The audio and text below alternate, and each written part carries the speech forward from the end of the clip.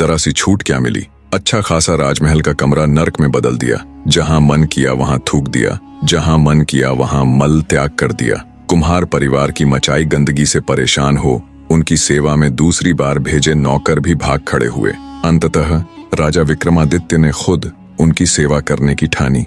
अब वो हर समय उस कुम्हार परिवार के साथ रहने लगे। उनका हर काम, उनकी हर इच्छा वो खुद पूरी करने लगे। कमरे से उठती उस भयंकर दुर्गंध से उनका सिर फटा जाता, पर फिर भी राजा विक्रमादित्य बड़े ही सहज भाव के साथ उनकी सेवा में लगे रहते।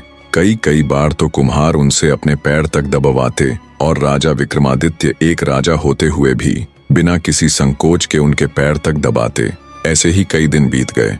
जब कुम्हार परिवार ने देखा कि राजा विक्रमादित्य तो उनकी सेवा में बिल्कुल अडिग है और वे बिना किसी रोक टोक के उनके दिए हर काम को करते हैं, तो उन्होंने हर वो कोशिश की जिससे राजा विक्रमादित्य अपना आपा खोकर उनके साथ दुर्व्यवहार करने पर मजबूर हो जाए। पर हुआ इसका बिल्कुल उल्टा। जितना उनका व्यवहार खराब होता गया, विक्रमादित्य का व्यवहार उनके प्रति उतना ही नर्म होता चला गया। अंततः एक दिन कुम्हार परिवार ने विक्रमादित्य को उकसाने के लिए अपने पूरे शरीर पर अपना मलमूत्र लेप लिया और विक्रमादित्य को उसे साफ करने का हुक्म दिया। विक्रमादित्य ने जब उनका वो हाल देखा तो वो बिना किसी संकोच के उनकी सफाई करने के लिए उनकी तरफ बढ़े।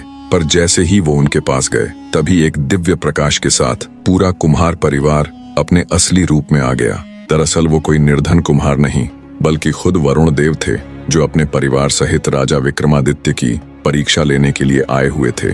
विक्रमादित्य के इस सहज व्यवहार से वे बड़े प्रसन्न हुए। उन्होंने विक्रमादित्य को वर दिया कि अब उनके राज्य में कभी सूखा नहीं पड़ेगा, बल्कि पहले की भांति अब फसल की पैदावार दोगुनी हो जाएगी। ये वरदान देकर वे अंतर्धान हो गए। इतनी कथा कहकर चौथी पुतली कामकंदला बोली, सुना राजा भोज, ऐसे थे राजा विक्रमादित्य। अगर तुम उनकी जगह पर होते तो क्या ऐसा कर पाते? अगर है तुम्हारे अंदर भी इतना धैर्य कि तुम अपने अतिथि का मल त्याग तक साफ कर सको, तो बेशक तुम इस सिंहासन पर विराजमान हो सकते हो। चौथी पुतली कामकंदला की बात सुन एक बार फिर से बेचारे राजा भोज की बोलती बंद हो जाती है और वो चुपचाप वहां से चले जाते हैं। राजा विक्रमादित्य की ये कथा सुन पूरा राज दरबार उनकी वाहवाही कर रहा था। अगले दिन फिर से राजा भोज हर रोज की तरह सिंहासन पर विराजमान होने के लिए आते हैं। पर जैसे ही वे सिंहासन के निकट पहुंचे, एक बार फिर सिंहासन से दिव्य प्रकाश के साथ एक और पुतली प्रकट हुई।